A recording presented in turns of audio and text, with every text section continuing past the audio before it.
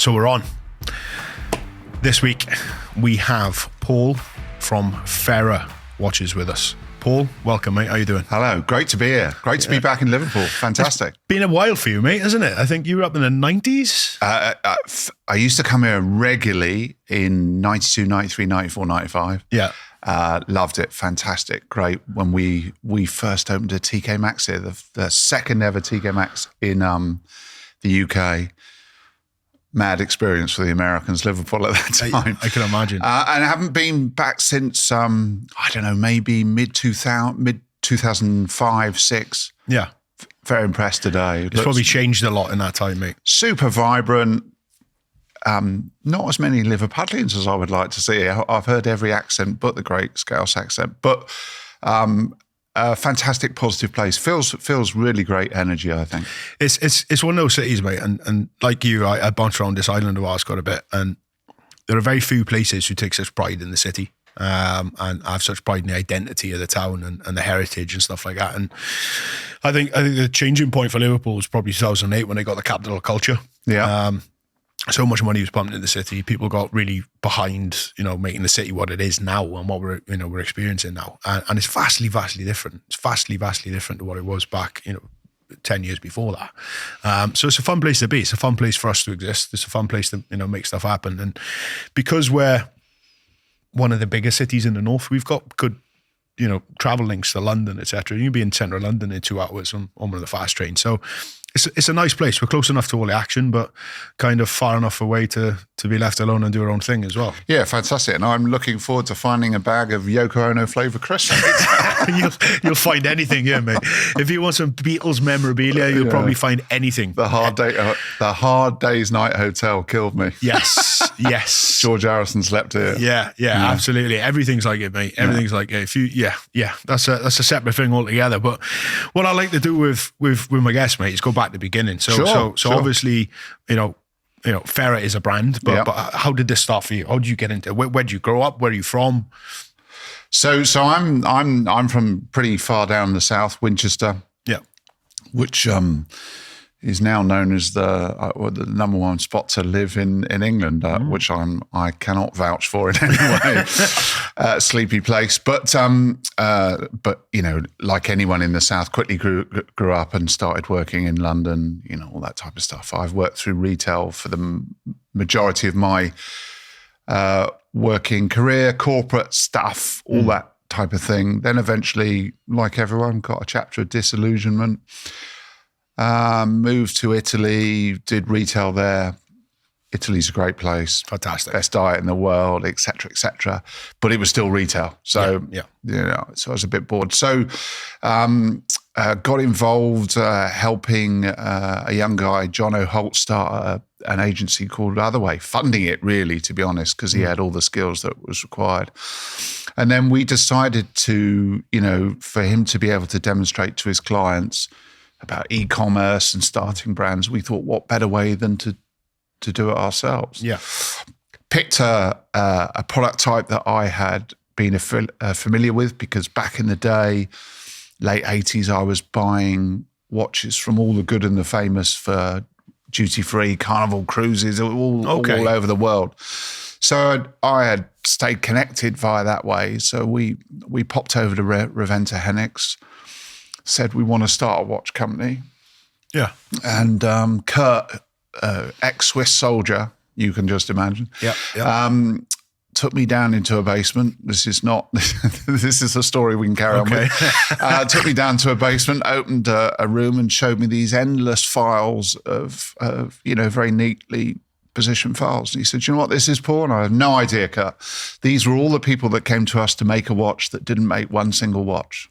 Wow. So he did his absolute best but like all of us who start something in the watch game, we single-mindedly pursue, what we wanted to do.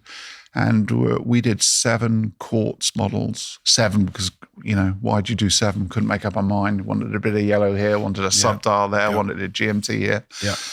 Launched it, sold the first watch in December 2015 to a guy in California. Okay. The watch was a Carter GMT. He bought it for his son. And then that was it. We were off.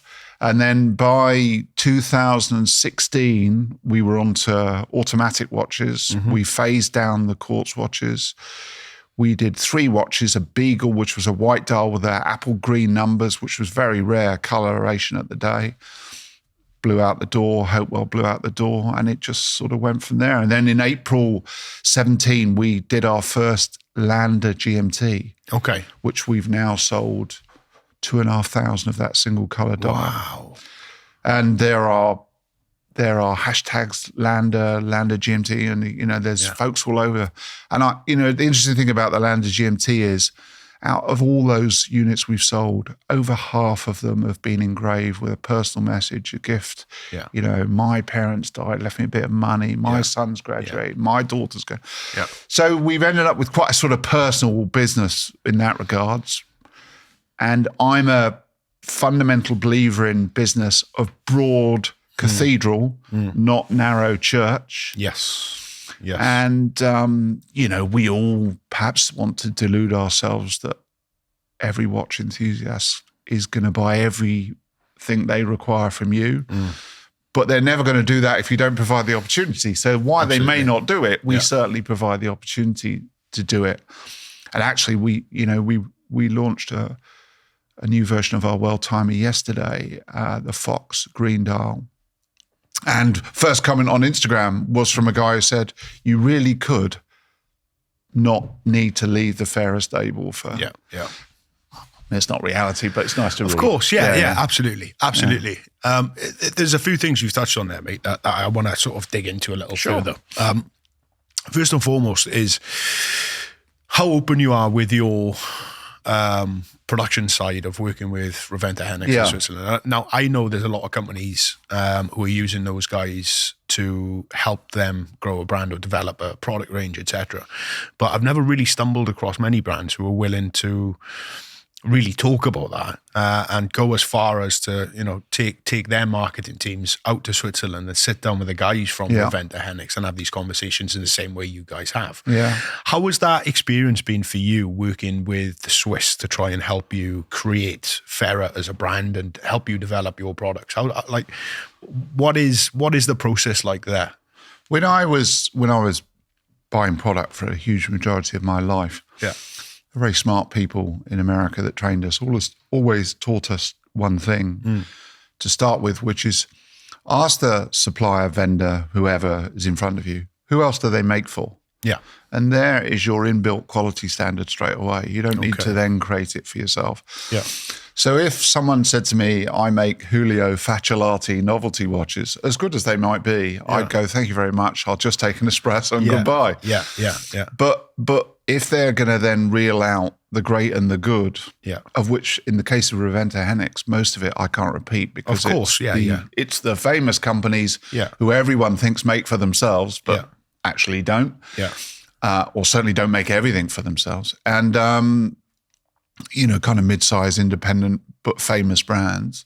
But they're obviously establishing a quality standard that you have every day. So you're never getting into this case finishing is just not good enough. Because your launch pad is high. Now, if the company is full of good folks and they've got their own CNC machines and they've got all these technicians and they've got a vast range of suppliers and the assembly team are great and all the component, why not include or involve them as much as possible? So I get feedback from the guys who do the CNCs, when we're prototyping watches. I don't just get, here's what you asked for. We get contribution, we get relevant views about what's going on in the watch world and all that type of stuff. Some of it, no use at all, of course, but some of it very useful. So we enjoy a great relationship with them, and it's a big resource. I've got a big resource. Absolutely, that perhaps many people don't appreciate what a benefit it is to have. Well, I imagine they've got, that volume of people coming to them with ideas. They've kind of already know what's going to work and what's not going to work. So if you turn up with an idea or concept, they can more or less steer you in the right direction there. Well, the interesting thing about that is actually, one of the things we said to them right at the beginning was, we really value your expertise, but we're not that interested in your point of view on what we want to do. Yeah. But the sort of important part of the relationship is that, they make a couple of very big quantity, very famous watch assemblies, which can't be that interesting if I'm assembling 10,000 of this identical dial, identical things. So the variety of the work we give them is interesting. When you're getting ceramic, combine, Lumi cast indices, you must go and source them. That's just a bit more interesting for them than, can you go and get me some stainless steel batten indices that I'm gonna. Yeah. So by all means, they certainly come back to us and go, maybe this is just too far, Paul. Maybe this is just too far. And we don't discount it at all. But if you're pursuing your own boat, you really have to sail it to the harbour you want to. Of course, yeah, absolutely. And that brings us on nicely to the next bit I wanted to touch on. Really was the design language, the colours, the vibrancy in your stuff. I'm absolutely in love with and I'm probably going to murder the pronunciation on this, but the Barrettes. Yeah. And that colourway is just phenomenal. Yeah. And there's very few people taking the leap, as it were, with such bold colourways and going off the beaten path, as it were, with the colours that they're putting together on their watches. How does that design process work? So do you develop the watch and then look at what fun colours you can do with that, or do you come with a colour palette and then work a watch around it? So first of all, this is a sort of poignant reference, bearing in mind where we are, although we are nowhere near claiming the capability of the people I'm about to refer to. Okay. But Mike Heath and me work like a Lennon and McCartney. Okay. We're not quite as hostile to each other as they were in their later career. I would like to say a bit more like the Red Album than the Blue Album. Okay. Or pre-Revolver. But we need to work separately. You don't make much progress sat next to each other because in the end you're sort of just cancelling out. So Mike Heath is a long time designer that actually worked for our sister marketing branding business. Yeah. And that I worked with on designs in the early days, but now Mike has been in Farah full time for quite some time. He is also the photographer of everything on the site. Oh, wow. Okay. So, in the sort of military analogy, he's a commando. He can do many things, and which is a basic principle of how we go about work in Farah. You cannot do one thing. You need to be able to, of course, have a Swiss Army knife of skills. Yeah. Otherwise, you end up with too many people, and it becomes, slogging along in mud. But the process with design, I want to do a watch like X. Yeah. I want to do a sports chronograph. Yeah. Here's some references. I've already pre-designed a case. Banter with Mike about colours and finishes. Mike goes off, does a first render. Yeah.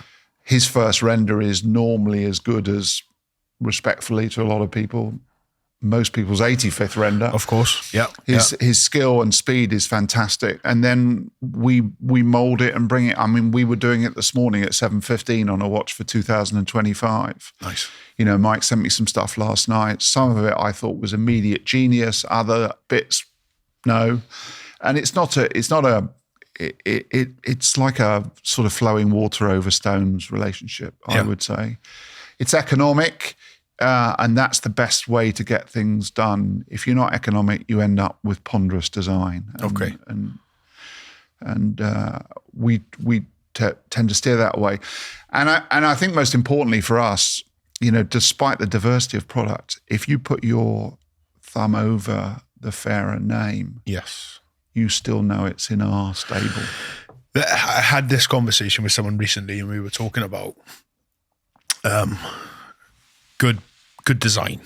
And when you have such a design, it's quite obviously the brand that you associate it to, or even if another brand comes along and they emulate that design somewhat, it will be referred to as the originator. Yeah. So for example, we were chatting about it locally, and this is going to sound terrible now because considering we're in Liverpool, but we were talking about North Face as an example. Yeah. And if you had a run-in with someone on the street outside today and, there was a fight or whatever happened and he was wearing a puffy jacket and he did a runner, you'd phone the police and they'd ask you for a description. You say, it was a North Face coat, right? It wouldn't have been a North Face coat. You could have bought that in Asda. You could have bought that in TK Maxx. You could have bought it anywhere under a different brand. But because North Face came into the market and really designed that, or what is widely known as that down puffer style jacket, that is always going to be referred to as a North Face coat. Yeah. And it's that design language that is bloody just really good design. Yeah. And the difficulty I certainly see in the element of the stuff I'm doing is maintaining design language over multiple ranges, multiple colors, multiple things like that. But you guys seem to do that almost effortlessly. Obviously, there's a lot behind that that doesn't get seen, but you do it so well, and from so many different palettes of color and styles of watches. Is that something you consciously try and achieve when you design a new piece, or is that just a natural byproduct of this Lennon-McCartney relationship? Yeah. I think it genuinely is part of the process. So we're doing for later in the year, we've got a 8mm. Yeah. People will call it dress watch. I don't really know what that is. We call it a day watch. Yeah. So which will have the Lejeune Perret D100 movement, which itself is only 2.5 mil thick. We did the case design long time ago. That's all done, fantastic. We CNC'd it, we produced it metal, blah blah blah. We hadn't done the dials because we just couldn't make up our mind. In the end, we've got 7 prototype dials. Wow. We won't do 7 watches, but those 7 prototype dials, I would argue that all of them are capable of going into manufacture. You should never prototype something you don't feel you would put into manufacture. But we won't do 7 dials. So it's really hard to make choices. But I think if it's not hard to make choices, then something's gone wrong somewhere. That's fair. Yeah. That's fair. You really should be trying to, this is my child, this is my child. I want to do them all. Yes. And if you do them all, maybe they're not all going to be strong enough, because we don't do 3 colors of a dial. That's not our gig. Yeah. Our gig is to put variety in the watches. And that, frankly, is so that you can buy more of one in a particular range, and it's not just the coloration. It gives a bit more 3-dimension to any family of watches, but it really it makes it incumbent on us to challenge us to think about the components. And not all the components need to be in every one of the watches. And then, to be honest, we like doing the process, which is why we do quite a lot of LEs. Yeah. We don't do LEs to frustrate people or anything out like that. We do LEs just from a sensible business point. If we can't have everything in stock all of the time. Of course, yeah. So we put a limited life on it. And some of the things we put limited life, Mike says, I can't believe we're going to do that as an LE, Paul. We could be selling that forever. Yeah. You can't back out once you've said it. Of course. You piss everyone off, know. So, but it's a fantastic, if you're participating in designing a product, whatever it is, can't be a bad thing, can it? No, I enjoy that more than anything. Yeah. That's one of the biggest wins for us is designing and innovation, and it's almost like solving a puzzle. And it really captures my imagination and my attention when I'm working on things like this. And even though I'm in the watch game, as it were, we're in a far more basic level than you guys are when you're operating with a couple of hundred pieces and moving parts, et cetera, et cetera, et cetera. So I can only anticipate how much fun that must be for you guys, coming up with concepts, designs, and making things happen with problem solving and puzzle solving in a similar fashion. With the colors that you guys use, let me rephrase this. This podcast is sponsored by zulualphastraps.com. Zulu Alpha Straps make some of the best watch straps in the market, and we do it all here in the UK by hand.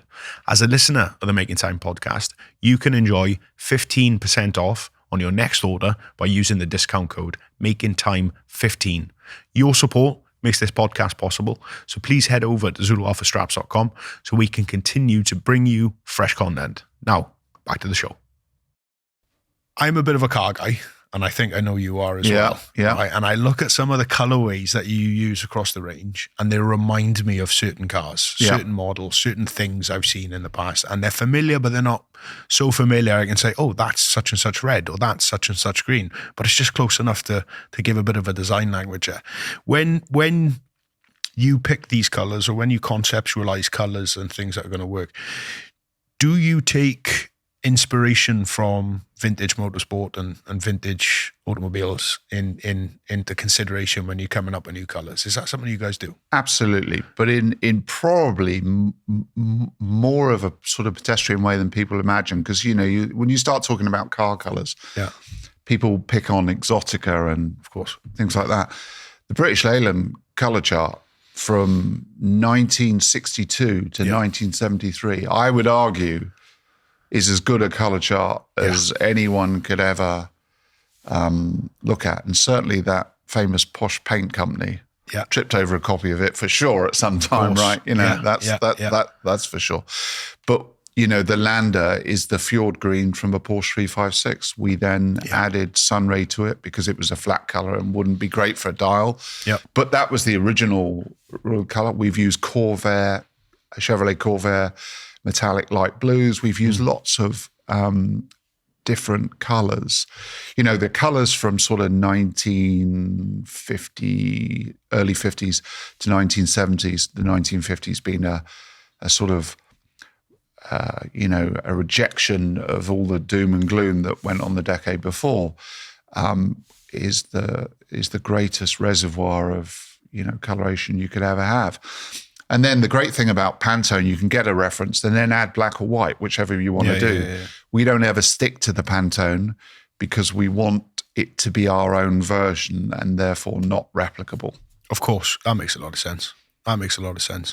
So that's, I'm picking up exactly what you're putting down there then. Yeah. So I'm getting the inferences on it, but I can't really pinpoint stuff to where it is. Yeah. But there's just certain colors and I'm like, oh, man, I know this color. I've seen it somewhere before. We did the Milan Tonneau watch, which is a grooved dial with a graduating color from dark to light. Yeah. Someone asked me where we got it from.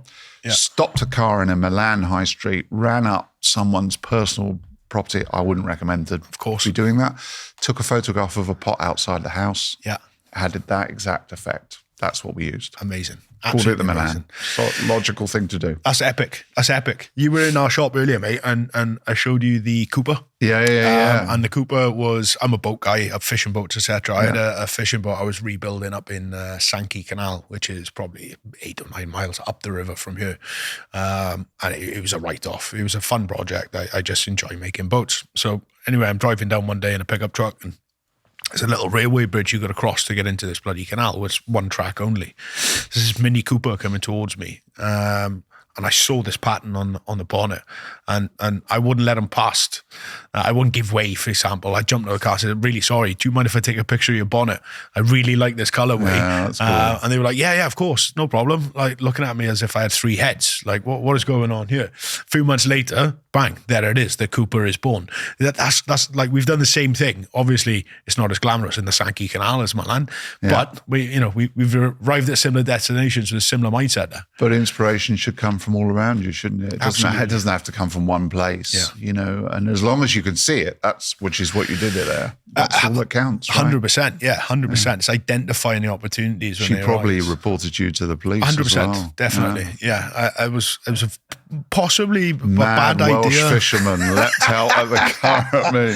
This crazy guy just appeared out of nowhere. What can only be described as came up with his story. He's making straps, which I didn't believe at all. No one believes that, mate. No one believes that. That's a difficult thing. Like we'll go away, for example, the kids are little, or we end up doing things with them, for the school or whatever. And people are, so what you do? Like, I'm a watch strap maker. And they're like, yeah, okay, you are. Yeah, of course you are. There's an assumption there with other things, but okay. So you guys are pulling inspiration from all around you, looking at the world around you, looking at the Leyland color charts, vintage cars, vintage automobiles, etc. You've gone to Switzerland. You found manufacturers and suppliers with a skill set and a knowledge who are willing to work with you, and you've obviously got your online presence, where you peddle your wares. Yep. For lack of a better term. putting all of this stuff together, like what you've got here, it's like making a cocktail, isn't it? You know, bit of this, bit of that, bit of the other, and you put it all together, and something comes out at the end of it. You guys have got a fairly large presence in the watch space, yes, and you are really well respected. You're really well known. How much of these main three factors would you say, design, working in Switzerland, and good marketing, would you know? What portion of success would you accredit to each element of that? Or is it extra bits that need to have some of that as well? Without sounding trite in any way, I think one of the most important elements of all of these factors is that you need to have voluntary effort on your behalf made by the people who buy your watches. Okay.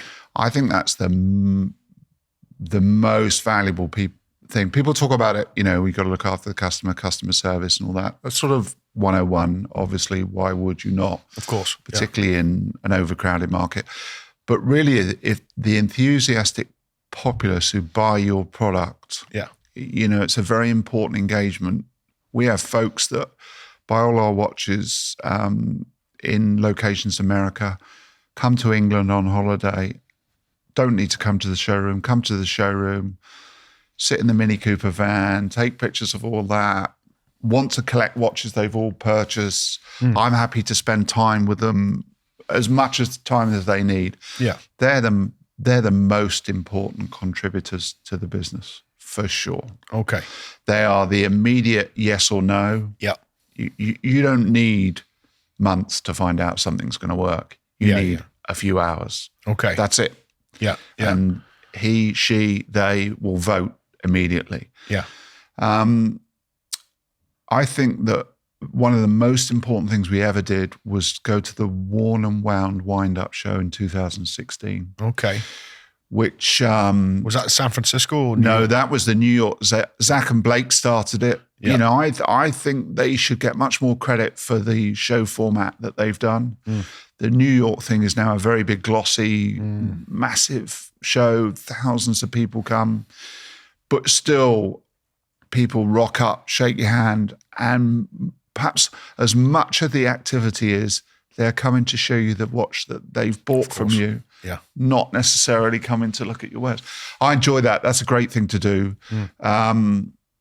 And those guys have really grown that show. They're now in San Francisco, Chicago, New York. Yeah. We'd like them to be in Texas. That's the big market. Okay. But, you know, we're looking for those things to be developing in Europe next. You know, I think that model of you sell online, you have a relationship with people in whatever medium you can, and then you see them physically at shows for enthusiasm. Yes. I think that's a great combination of activity. I think it needs to be the way, because like, same as anything, you can view a picture or an image or a video or someone else's opinion online, and that's one thing. Yeah. To physically have something in your hand, and to understand, or you know, the thing with watch design and its balance, its finish, it's there's so much to it that's tangible, that given a prospective buyer or someone who's already, you know, within the customer base, an insight into what's coming next and what's going on, not only that gives you a massive amount of feedback from what is essentially your demographic of customer, but also that it allows you to grow these relationships with these people, so they feel like they're becoming part of the brand and part of the company as well, because they're having an influence over what's going on. So with the shows and things, obviously you've done the Worn and Wounds. I went out to do the San Francisco one maybe 2 years ago now, and I just couldn't believe how busy it was and how massive it is. I think we're kind of missing a bit of there's kind of a gap here in the UK. On shows like that, they're not really represented. What do you think it would make sense for the Worn and Wound guys to start coming over to Europe and do stuff? Would that? Well, you know, the interesting thing about replicating stuff, you know, if I go back to my retail experience, when I worked at a very big retailer who's the vast monopoly player in that market. Yeah. Prior to us replicating that US business in the UK, there was endless attempts to copy it. Yeah, they didn't work. Yeah. I'm not saying that no one else can do the show, but I think the ingredients that the guys have done on Worn and Wound that is definitely a situation, a construct that could be carried and rolled out in England, Europe, wherever. Yeah, of course. Doesn't mean to say that there aren't other great watch shows, but the British Watch and Clock show coming up looks the most promising. But apart from the Worn and Wound shows, and then there is a new group of shows which Wes and the guys in the US are doing. Of course, yeah. They're going to be very interesting. We're certainly going to do their Texas show. Okay. And you need more than one. You can't have a monopoly in these things. Yeah. But it looks like the US guys are better at doing it because they've got the landmass and the different markets, so they're more used to going on the road. It's not here. It's a shame it's not here. It is a shame. And I think what they've done there is they've established a recipe that works. Yeah. And obviously 100%. they've established that, and then they're moving it from state to state to state. I know Wes has been doing his thing, which is awesome. And I campaigned him a few weeks ago to start doing stuff over here. So I think that would be a fabulous thing to do. You mentioned Texas there a few times. I know you guys have a pretty good representation in the US market. Texas is a focus, clearly, but US versus Europe or versus Japan, the rest of the world, how does that look for Ferrer? So we're 85% export. Wow. So 85% export. US, Middle East, fantastic market. Absolutely fantastic market. And it's long past, I need to own a Patek Rolex and that's it. Of course. Long past it. You can't sit and share stories and tales if what you're talking about, everyone else in the room has got the same product on, however supposedly exclusive it is. Yeah. So, and that's why we've done the Eastern Arabic dials, I love those. which 99.9% go straight to the Middle East. Yeah.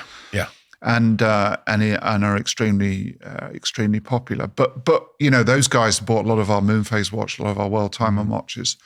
They're not the guys to be buying a dive watch. That doesn't appear to be their market. But the US is fantastic. It's such a diverse, amazing commercial place. You go to the US and you check into a hotel in New York and the kid behind the desk says, what you in? You do the watch business. Next thing you're showing him your website, Of course, the enthusiasm for business in America. I just wish it was like that everywhere. It's very especially different in this country. Yeah, mate. We're slightly behind the times on that in comparison to them. And even how they view stuff. I mean, as you know, we can't always have everything be a hit. No. Do you know what I mean? No. But there's a British mindset there of, that failed. Oh, well, no, it didn't fail. We learned a lot from that, actually. But that's the US side of things coming into play then. It's a different focus and a completely different perspective on business, which, it's like we do a lot of business in the US, but it's astonishing and surprised me. And I've learned a lot from doing business in America. Just how different their view on business is. It's the general US inclination to encourage imported goods, has always been there since certainly since the end of World War II. That's for sure. Yeah. But then the Middle East, just the openness to new stuff. Yeah. That's fantastic. So that and the Far East are fast growing for us. Slowest is actually Europe, which is a bit sad, really, because I love Europe. Yeah. We tend to sell our more conservative product in Europe very, very well, and we hope to build in Europe. But for now, look, America, the Middle East, Far East, it's a huge population. Absolutely. It's exciting to see. We, like you, operate a large portion of our businesses out there, and very similar. It's odd. It's odd how that works. As how you can almost. They love British stuff, though. I just wish British people love British stuff, mate. Yeah. I think that would be fun. I think they probably do under a blanket, of course, or whatever they're doing. Someone described it to me a few weeks back. And what is being British? Being British is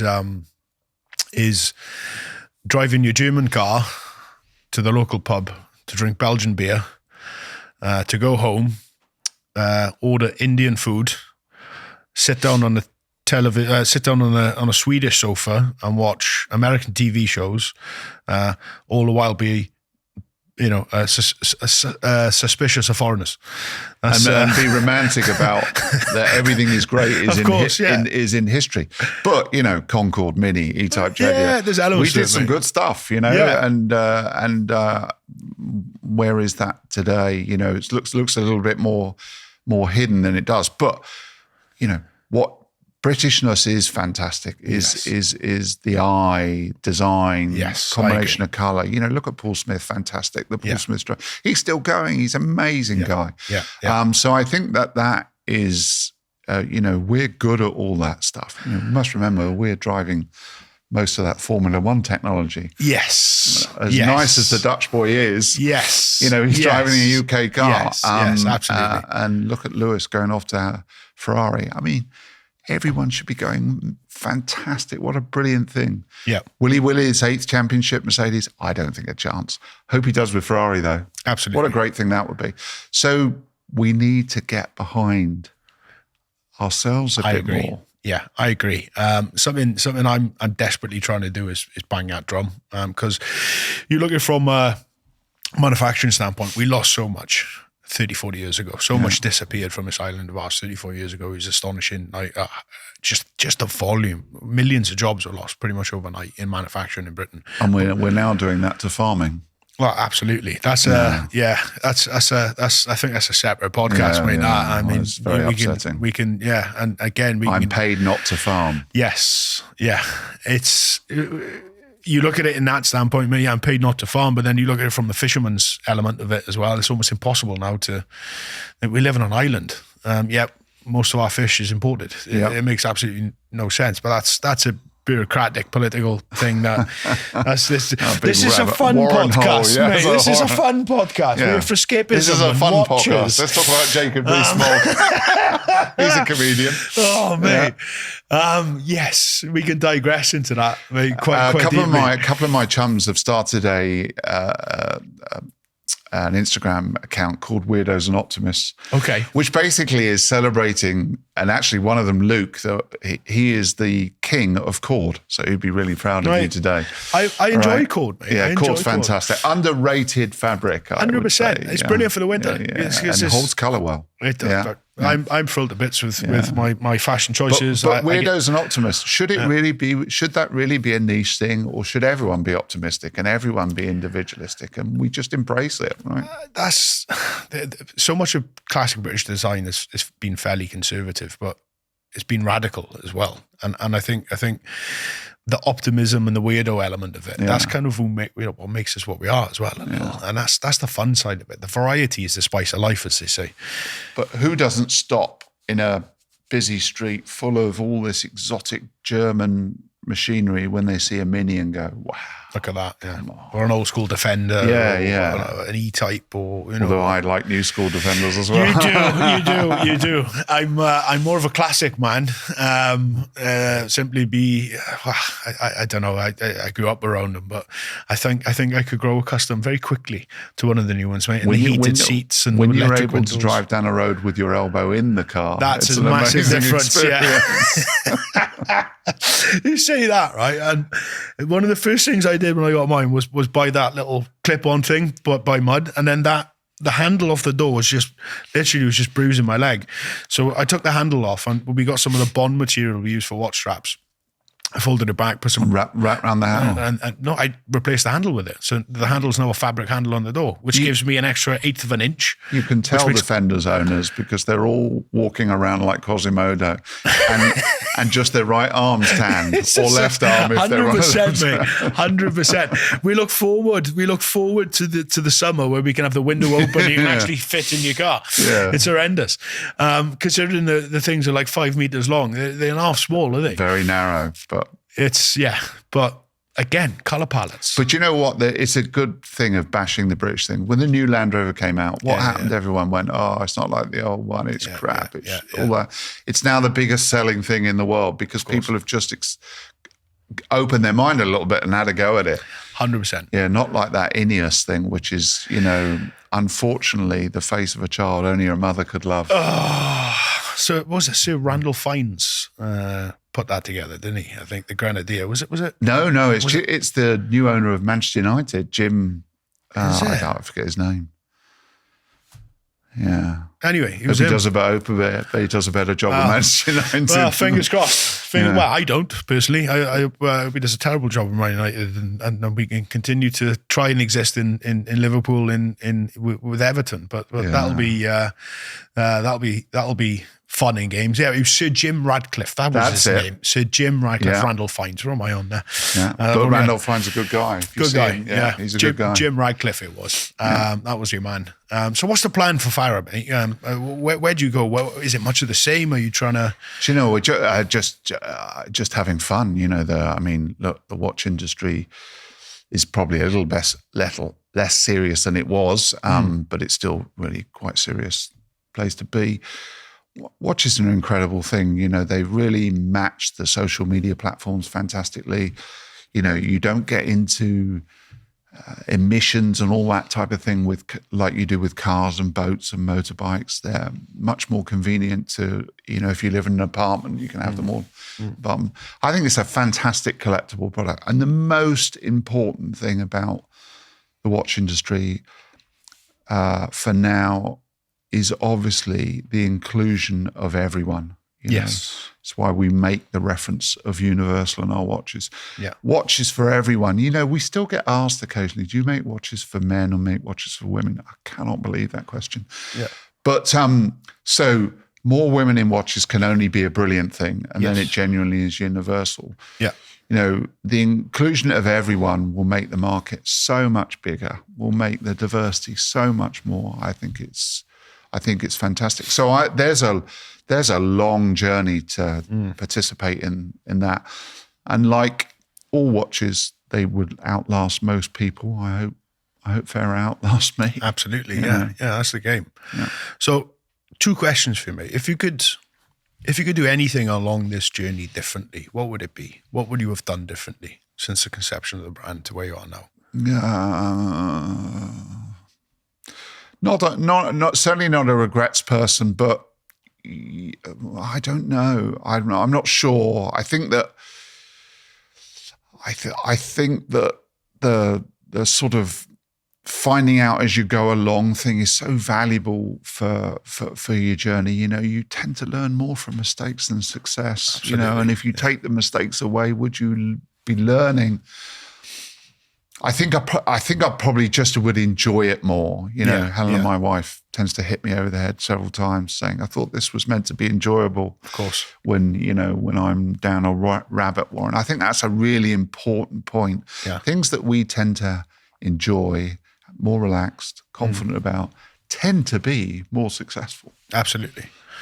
So on the opposite side of that coin, out of everything you've done so far, what's the one thing you thrilled to bits you've done and you think has had the most positive impact on the brand?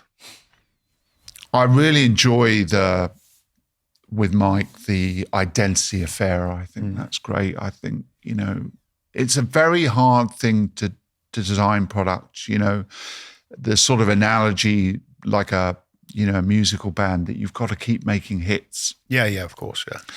And the customer is, you know, they're a high bar. Yeah, and of course, with today's media, you get instant feedback, you know, and you cannot take it personally. It's a point of view, you know. Yeah. You can't listen to someone who goes, I think you should have done a pink chronograph with a reverse, you know, power reserve on it and then run off down that. That's just a person, you know. Of course, That's just a person. We enjoy the individual designs. I love the world timer. I love the moon phase. Yeah. I love the fact that the lander has seems to have a celebrational purpose to people's, you know, not many people buy that watch just because I want to wear it. They tend to buy it for a circumstance, which we love hearing people of, I got left 2,000 quid, you know, and the fact that they come and choose us there's lots of great products to buy from. So, you know, when they choose us, it's fantastic. But it's a fun world to be in. Yeah. You know? Yeah. You meet lots of interesting people like yourself. A strange Welshman. Try to get up to Northern England. I've never met famous people off the telly, but Jones the Steam is fantastic. Ivor the Engine. Perfect. Well, mate, where can the people find you? They can find us at farah.com. Really easy. You know, you can contact James at Fairer if you want to do something with us. And we're always happy to hear from everyone. Good or bad. Yeah, absolutely. Yeah. Well, mate, thank you very much for coming in today. It's a pleasure. Great to be in Liverpool.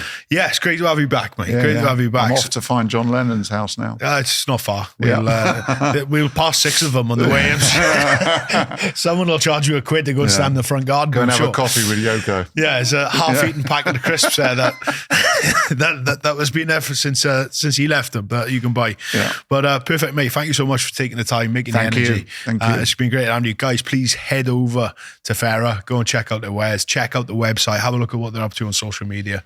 And just look at the colorways. It's so fun. It's so exciting. It's so fresh. It's so vibrant. I can't recommend them enough. And also for the best NATO straps on the planet, you know where to go. Yeah, right. Thanks, mate, for that. Until next time.